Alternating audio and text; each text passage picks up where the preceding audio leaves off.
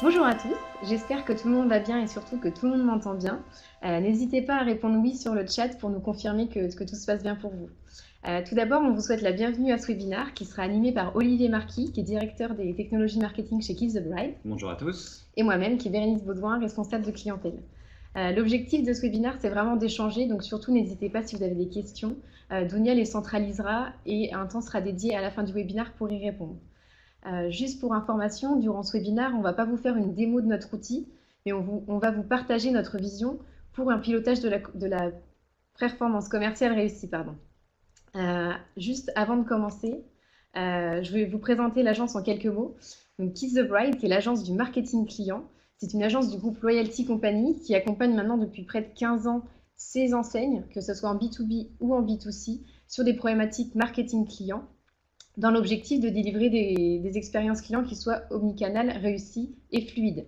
Notre approche, c'est vraiment d'être capable d'unifier et de centraliser l'ensemble des données, qu'elles soient online ou offline, et de répondre à des enjeux marketing qui soient aussi bien locaux que nationaux. Du point de vue organisationnel, on a différents pôles d'expertise qui nous permettent de gérer l'ensemble de ces problématiques. On a un pôle consulting et project management, on a un pôle data et engineering, un autre pôle qui est plus lié à tout ce qui est création, content et social, et enfin un pôle digital et mobilité. En termes d'outils, on est équipé de différentes plateformes. Donc la première, c'est une plateforme propriétaire qui est une plateforme marketing omnicanal orientée client qui permet d'unifier, centraliser et d'analyser l'ensemble des données, qu'elles proviennent aussi bien des caisses, du web, d'une application mobile ou encore de jeux concours divers et variés. Les suivantes sont des plateformes marketing d'automation marketing, qui vont venir vraiment mettre en place des relations one-to-one avec les clients en envoyant des stimuli vraiment à des contacts en fonction de leur comportement d'achat et de leurs préférences. En termes de référence, donc, comme on vous l'a dit, on travaille aussi bien avec des enseignes de B2B que de B2C. Donc, on travaille avec Total, avec Paul, Mondial Tissu, L'Oréal, la SNCF, Thirier ou encore Lavazza. Avant de commencer le webinaire, je voulais aussi vous faire part d'un constat. Donc avant toute chose, quand on parle de performance commerciale, on parle nécessairement de clients, et quand on parle de clients, on parle forcément de data. Le constat, il est là aujourd'hui. On a 85% des directeurs marketing qui ne parviennent pas à réconcilier les données online et offline. Qu'est-ce que ça veut dire? Ça veut dire qu'une majorité des enseignes n'arrivent pas à connaître leurs clients et à avoir une vision 360 de leurs clients.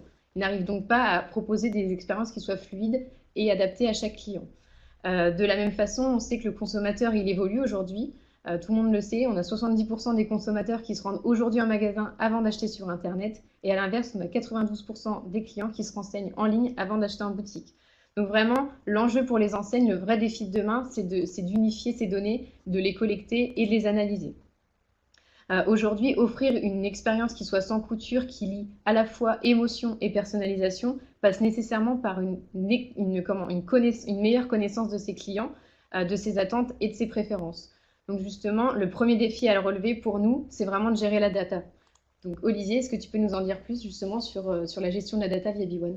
Alors, gérer la donnée. Ce qu'on va essayer de faire tout d'abord, c'est de centraliser cette donnée-là. C'est de construire en fait un référentiel client unique, un RCU, qui va nous permettre d'agréger toute la donnée client en un seul endroit. Ce sera de la donnée aussi bien nominative que déclarative ou de la donnée comportementale, typiquement les transactions ou les appétences à certains stimuli marketing et jusqu'aux utilisations des offres commerciales. Ce RCU, il va nous permettre d'uniformiser la donnée. On va construire ce RCU à partir de systèmes hétérogènes, que ce soit des systèmes de caisse différents, applications mobiles, sites web. Le but, ça va être de centraliser et d'uniformiser la donnée pour en faire une source fiable d'exploitation et utiliser ça de la manière la plus pratique possible pour gérer la stratégie commerciale et les stimuli commerciaux. Ça va permettre aussi, cette uniformisation, de répondre à différentes problématiques un peu plus légales, type autorisation CNIL ou même RGPD en ce moment, qui permet effectivement de suivre toutes les données clients. Une fois qu'on aura construit ce RCU uniformisé, ce qu'on va s'efforcer de faire, ce ne sera pas toujours évident, mais de structurer, de penser avec le RCU. Les silos de données existeront peut-être toujours, mais le but, c'est de les coupler avec ce RCU, ou du moins essayer d'optimiser les échanges de flux qu'on aura entre le RCU et ces éléments autres. Alors, ce ne sera pas toujours évident, puisque effectivement, j'ai dit des systèmes hétérogènes. Le RCU, il adjoindra des web services ou des fichiers batch pour l'alimenter, mais ça reste la base. Nous, quand on déploie B1 en premier élément, c'est qu'on alimente le RCU de B1. C'est vraiment la première base, c'est la première chose qu'on pose, et c'est de structurer et d'alimenter ce RCU pour tirer parti de tous les avantages de la solution. Donc ça, on l'a déployé sur 2 clients, Bérénice. Oui, alors Mondial Tissu, donc comme je le disais, face à un consommateur qui est multi-device et on a vraiment une convergence des données, on s'est rendu compte avec Mondial Tissu qu'il y avait un vrai défi aussi pour eux. Donc nous avons travaillé avec l'enseigne pour justement structurer, consolider l'ensemble de ces données, puisque finalement Mondial Tissu avait différentes sources de données qui étaient vraiment, pour le coup, exploitées en silo. On avait les données magasins, on avait les données web, on avait des flux aussi qui apparaissaient via la mise en place de jeux concours ou autres. Donc finalement, on a vraiment réussi avec Mondial Tissu à consolider l'ensemble de ces données pour que Mondial Tissu ait vraiment une vision customer-centrique de ses clients et une vision 360 de ses clients. On est allé également plus loin avec Mondial Tissu puisque l'enseigne a décidé de dématérialiser l'ensemble de son programme de fidélité. C'est-à-dire qu'on a banni la fameuse carte de fidélité qui est vraiment un point de friction à ce jour puisqu'on sait que quand on va en magasin, qu'on n'a pas sa carte et que le vendeur nous dit que finalement il ne peut pas nous retrouver en caisse, c'est vraiment un point de friction. Ici, dans le cadre du projet avec Mondial Tissu, plus besoin d'avoir sa carte. Le client donne juste son nom et son prénom à l'hôte ou à l'hôtesse de caisse et l'ensemble de ces informations sont retrouvées, ses offres, son chèque feed par exemple, son bienvenu, son anniversaire. Et c'est de même pour le site web. Le site web, le client se connecte et retrouve l'ensemble de ses offres. Il peut modifier ses informations et vraiment avoir une expérience qui soit sans couture. De la même façon, on a travaillé avec La Pataterie, donc chaîne de restaurants. Donc La Pataterie, initialement, avait une carte à tampon, où finalement chaque restaurant avait sa carte et personne n'arrivait vraiment à identifier le client. Et le client, s'il avait oublié sa carte à tampon, c'était de la même façon, il ne pouvait pas forcément bénéficier de ces points. Donc on a travaillé avec l'enseigne pour justement apporter vraiment une structure de base où maintenant le client a une carte de fidélité. Il peut aller dans n'importe quel restaurant, il est identifié, il peut bénéficier de ses offres. Et on arrive vraiment à lui faire des offres personnalisées du fait que maintenant, on arrive à centraliser les données et à exploiter l'expérience client. Donc justement, exploiter la donnée, c'est ce qu'on va mettre tout de suite en place. On aura centralisé, on aura monté ce RCU. Tout de suite, ce qu'on va chercher à faire, c'est avoir des indicateurs, des KPI communs à donner à l'ensemble du réseau. On va construire ces indicateurs-là pour les exposer sur les magasins et à la fois l'enseigne. Donc ça, c'est vraiment la base pour faire adhérer, entre guillemets, les magasins et l'enseigne à une vision commune, à une compréhension commune du réseau par rapport à ça. Ce qu'on va chercher à faire, c'est aussi segmenter et scorer. C'est la base de toute animation marketing. Là, on a toute cette donnée centralisée, uniformisée. Voilà, ça va être assez efficace de le faire en fonction des historiques qu'on aura reçus aussi. Mais là, par des études, de pouvoir trouver la bonne segmentation et le bon scoring et de pouvoir les réinjecter dans l'outil pour les exploiter de la manière la plus optimale possible au niveau des ciblages. Ça va nous aider aussi à positionner les magasins dans le réseau. On a cette vision-là, effectivement, là, c'est de piloter le réseau, donc de permettre aux magasins d'adhérer au KPI commun et aussi de comprendre quelle est leur position par rapport au réseau, que ce soit en termes d'opération marketing ou même de qualité de la base de données, de pouvoir leur donner cette vision-là.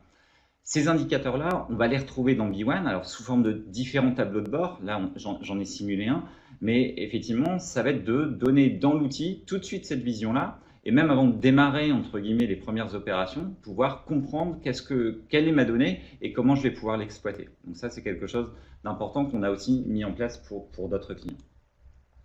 Justement, encore un autre cas pour Mondial Tissu. Donc une fois qu'on a bien pu segmenter et qualifier la base de données, Mondial Tissu de ce fait a eu une meilleure connaissance de ses clients et ça lui a vraiment permis de construire ses parcours clients et la mise en place de son plan d'animation commerciale.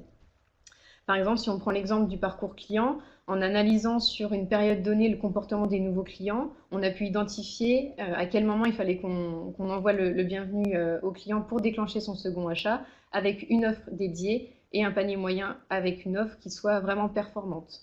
Donc cette connaissance client, finalement, elle a vraiment permis à Mondial Tissu d'asseoir sa stratégie et de mettre en place les bons leviers, les bonnes actions dans un objectif de performance. De la même façon, Mondial Tissu nous a interrogés sur les ouvertures de magasins. Ils avaient un projet de déploiement de magasins en France et ils nous ont posé la question comment je peux savoir quelle est la ville à plus fort potentiel. Donc nous, grâce aux données des codes postaux liés aux clients, on a pu sortir des analyses et on a pu les orienter dans leur stratégie concernant la ville la plus à même d'accueillir des nouveaux clients Mondial Tissu. Donc justement, est-ce que tu peux nous en dire plus sur l'anticipation de la donnée? Parce que finalement, c'est vrai que Mondial Tissu, cette exploitation de la donnée, ça leur a permis vraiment d'aller plus loin et d'anticiper leur performance. Donc, Olivier, peux-tu nous en dire un peu plus? Sur l'anticipation de la performance, voilà, ça va être de préparer en fait, avant même de lancer les campagnes, je vais le dire comme ça, c'est de voir comment l'utiliser au mieux. On a réussi à la structurer, on va aller un peu plus loin. Le but là, ça va être d'accompagner aussi le réseau. On aura des opérations nationales, on aura des opérations locales, j'y reviendrai, mais là, ça va être de permettre au réseau d'être accompagné par l'enseigne. On a des magasins qui sont plus ou moins appétents par rapport aux opérations, d'autres qui vont les prendre à leur compte, d'autres qui vont être plus suiveurs.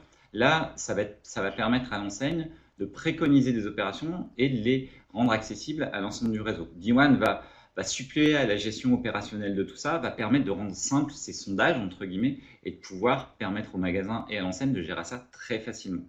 Ce qu'on va faire aussi, un point qui est important, c'est suivre l'activité de chaque action marketing. Toute action, on va chercher à comprendre si elle a réussi, et pour faire ça, il va falloir la suivre. Le meilleur exemple, c'est typiquement l'envoi d'un SMS pour indiquer qu'un magasin est ouvert le dimanche. Ce qu'on va ajouter à ce SMS-là, c'est cette plage de suivi qui ira du dimanche 10h jusqu'au dimanche 18h, et ce qui va permettre au final d'automatiquement calculer les taux d'activité des clients liés à cette opération-là, tout ça pour essayer de voir si l'opération a été un succès ou non. Ce qu'on va faire aussi dans cette anticipation, c'est optimiser les ciblages et la personnalisation des opérations. Ça va être de faciliter les possibilités de ciblage. On a tout ce RCU qui contient énormément de données. Là, le but, c'est de rendre cette donnée exploitable et exploitable facilement, que ce soit pour une personne du pôle marketing ou même pour un directeur de magasin. Le directeur du magasin, il va pouvoir facilement exploiter la donnée via des types de questionnaires à choix multiples, mais pour aller cibler ses clients. C'est quelque chose d'important. Ça permet de laisser la main au réseau pour cibler lui-même ses opérations, pour réaliser et de les pondérer et les optimiser de son côté. Donc ça, c'est quelque chose d'important. Sur la préconisation, ça va être la même chose. Préconisation, je disais, l'enseigne va préconiser le message, va préconiser le canal et va préconiser aussi le ciblage. Le magasin aura la possibilité d'affiner ce ciblage-là, de sous-cibler pour coller au mieux à ses clients et pour personnaliser au mieux ses offres. Il pourra aller jusqu'à cibler effectivement des clients qui ont été plus appétents à un certain type de produit pour avoir une offre beaucoup plus personnalisée. Ça, c'est quelque chose qu'on met en place, Bérénice, sur Villa Verde typiquement. Oui, donc je rebondis sur la personnalisation, qui est un autre enjeu aussi du retail. On peut dire qu'aujourd'hui, la personnalisation, c'est plus une option pour les retailers. Selon Infosys, on a 86% des consommateurs qui indiquent que la personnalisation augmente la probabilité d'achat de 125%. Et ça, Villa Verde l'a bien intégré dans sa stratégie, puisque finalement, chaque magasin fait le choix de cibler en fonction de certains critères d'activité, de certains profils de segments, et finalement augmente ses taux de retour. On a par exemple Villa Verde qui a augmenté ses taux de retour de près de 10% sur certaines OP en ciblant justement et en adaptant le contenu, le message, les images et également l'offre à chaque client. Donc ça, c'était aussi un vrai challenge pour eux et c'est vraiment des choses qui fonctionnent bien parce que finalement, il y a seulement le magasin qui peut vraiment connaître l'exactitude de ses clients et des comportements de ses clients. Donc, il n'y a rien de tel pour un directeur de magasin de décider lui-même de son opération. Justement, Olivier, comment on pilote les campagnes sur B1? Donc, on va pouvoir entrer dans le sujet, c'est piloter les campagnes. On aura préparé toutes les données. Là, la première chose qu'on va faire, c'est profiter de ce mix entre campagne nationale et campagne locale. C'est de pouvoir le faire au sein d'un même outil. Ça va permettre à l'enseigne de voir ce que font les magasins et aux magasins aussi d'être épaulés par l'enseigne. L'enseigne va pouvoir passer des campagnes pour ses magasins et le magasin va avoir directement une vue sur ces campagnes-là. Ça va permettre d'optimiser les prises de contact multicanal. Via l'outil, on pourra à la fois adresser du courrier, de l'email, du SMS, du couponing de caisse quand on va être connecté en système de caisse. Voilà, on va pouvoir mixer ces différents canaux et rebondir dessus. On aura des enseignes ou des magasins qui sont plus appétents à certains types de canaux, mais on pourra croiser sur de la relance une première campagne envoyée par email ou par courrier avec une relance SMS et pouvoir gérer ça au sein d'un même outil. C'est quelque chose d'assez important. Ça permettra aussi de booster la stratégie omnicanal en termes de drive to store ou de store to web. Dans le RCU, on va stocker l'ensemble des contacts, que ce soit les clients magasins ou les clients web, et même les deux, effectivement, à la fois les clients qui sont à la fois magasins et web. On va pouvoir donc leur adresser des messages alors, séparés, quand je disais drive to store ou store to web, d'aller les chercher pour les faire bouger un peu d'environnement, ou même d'avoir des offres croisées sur l'ensemble des clients qui seront alors accessibles à la fois en magasin et à la fois sur le site web. Le but, c'est de simplifier effectivement cette gestion-là. C'est ce que permet B1, c'est de simplifier toute l'organisation autour de ces différents canaux, autour de ces différentes campagnes. On a toujours la même chose à faire. Ça permet vraiment à un directeur de magasin, simplement en 5 minutes, de pouvoir envoyer un SMS. On n'a pas forcément beaucoup le temps. Ce qu'on peut aussi, c'est suppléer à ça, et c'est nous gérer cette organisation opérationnelle sur délégation et d'organiser aussi les campagnes à la place du directeur ou du responsable marketing. Donc ça, c'est quelque chose d'assez important et qu'on réalise pour nos clients. Donc là, on a fait une petite photo de l'interface de l'outil. Donc on est bien capable de gérer aussi bien du courrier qu'un email personnalisé ou un SMS. Donc là, on vous a mis un exemple de SMS enrichi de Villaverde.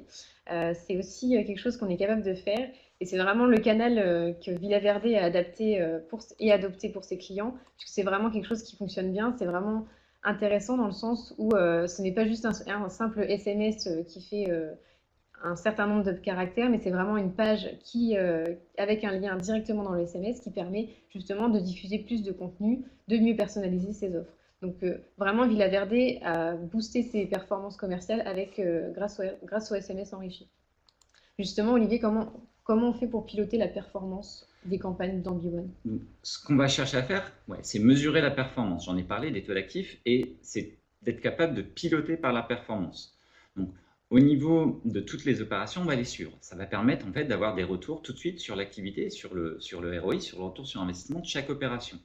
On aura automatiquement des taux de retour, des taux d'actifs, de la marge estimative sur toutes les opérations qui seront menées. Ça va nous permettre de construire des analyses comparatives entre les opérations et de basculer en fait sur une philosophie de test and learn pour comprendre si une opération a marché ou n'a pas marché. Et dans le cas où elle n'a pas marché, de pouvoir comprendre jusqu'à est-ce que j'ai mal ciblé, est-ce que je dois modifier mon ciblage client, est-ce que c'est mon message, est-ce que c'est l'offre associée que je dois bouger. Tout ça parce qu'on aura récolté l'ensemble des informations et qu'on sera en capacité d'analyse par rapport à ça.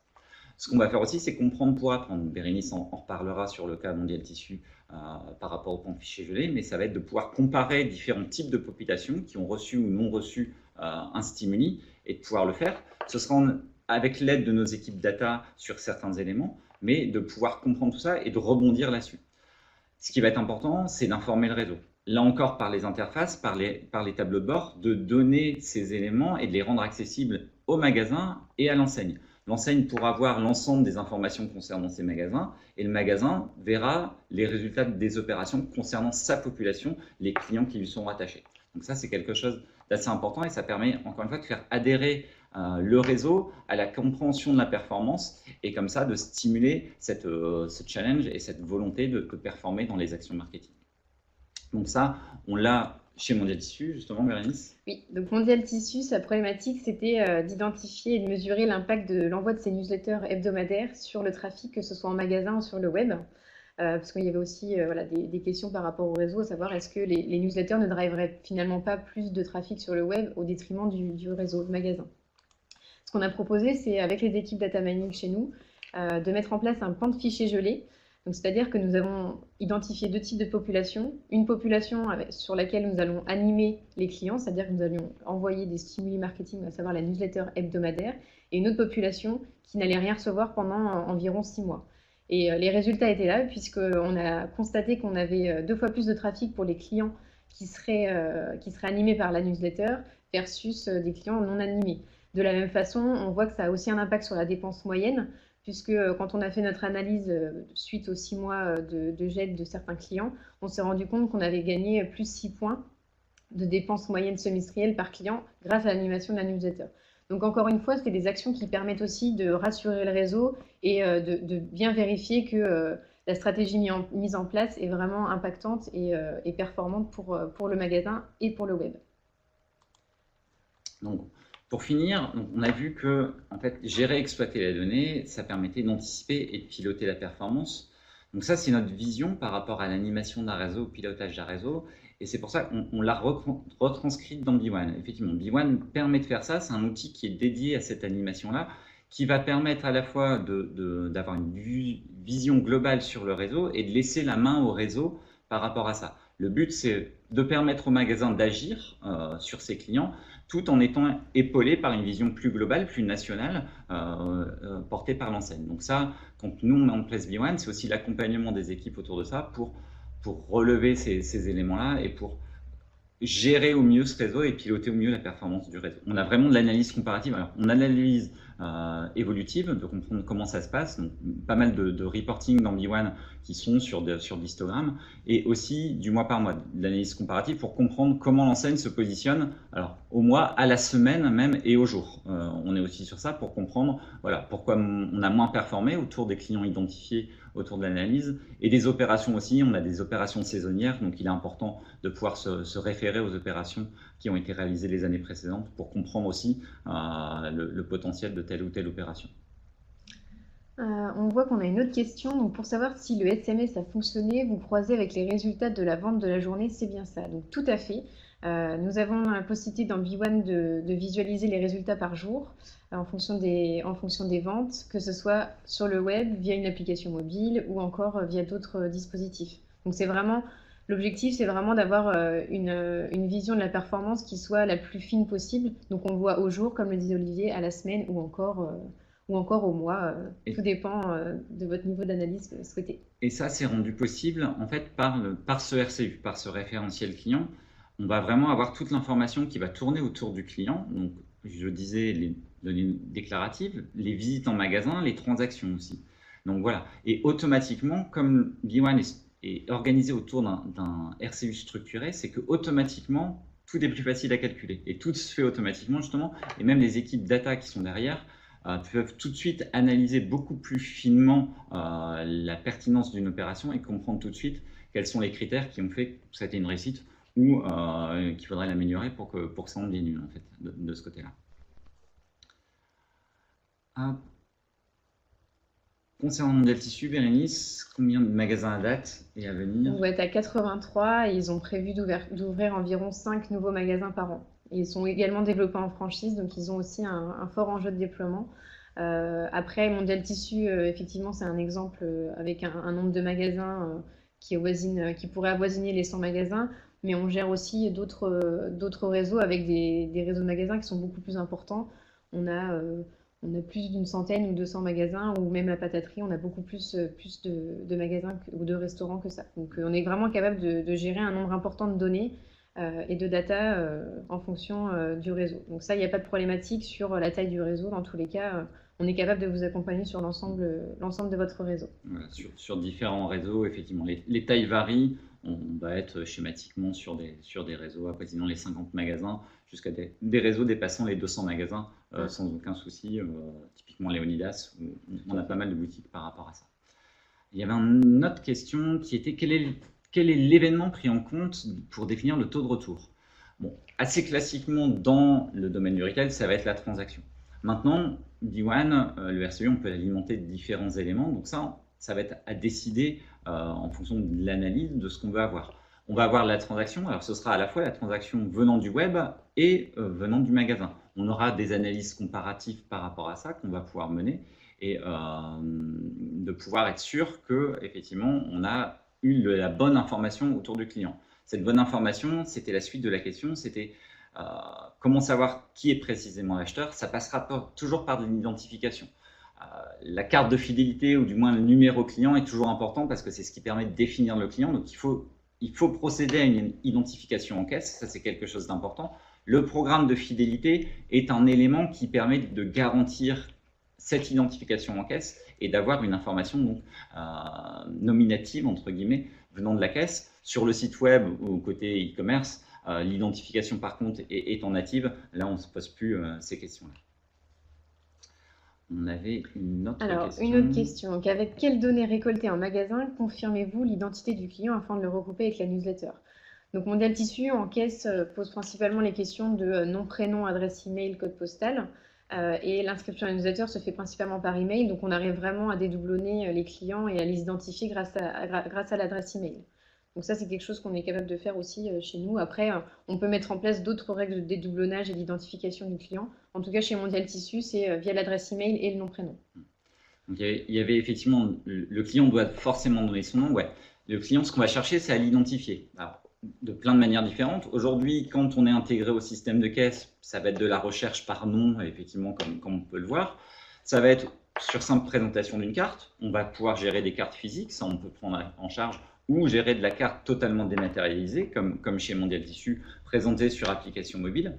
Ce qu'on a mené comme test aussi, c'est des tests autour du beacon et ainsi de suite, pour avoir de l'authentification automatique. Bon, c'est plus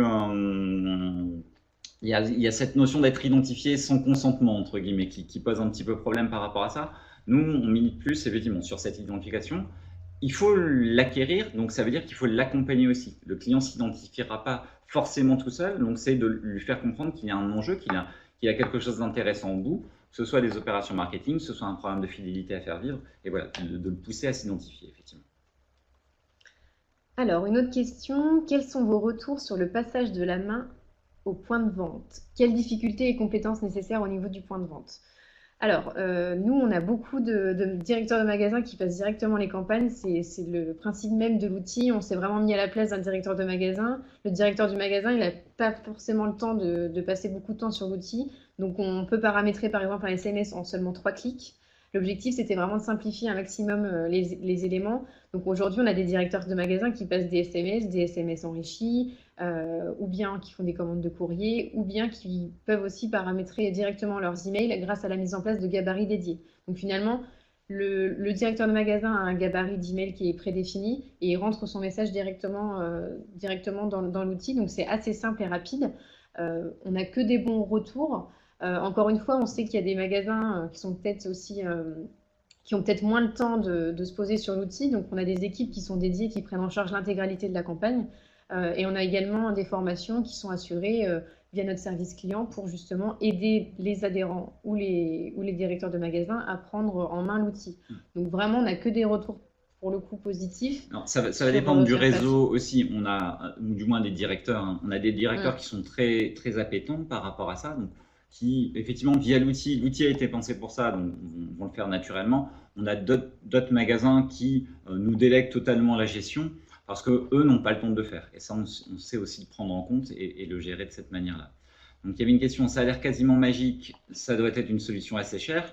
Pas forcément, non. Alors, justement, B1 est dédié, a été pensé pour réseau de franchisés. Donc, réseau de franchisés, il y a une maîtrise des coûts qui doit être intégrée aussi à l'équation du logiciel. Donc, ça, c'est quelque chose qu'on gère aussi, qu'on a intégré dans nos développements, donc de rendre ça accessible.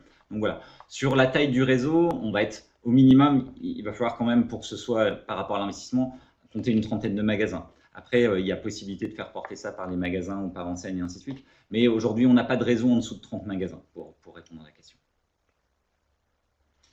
Quel lien entre B1 et les solutions marketing IBM et Oracle? Donc, on a parlé effectivement, B1 est notre solution propriétaire, donc développée sur ces réseaux plus de franchises, entre guillemets, mais aujourd'hui, B1 est aussi utilisé. Mondial Tissu est un pur réseau d'intégrer. Mondial Tissu, dans le cas de Mondial Tissu, alors c'est assez bizarre, mais les magasins n'ont pas forcément accès à l'interface, c'est Mondial Tissu qui gère tout ça.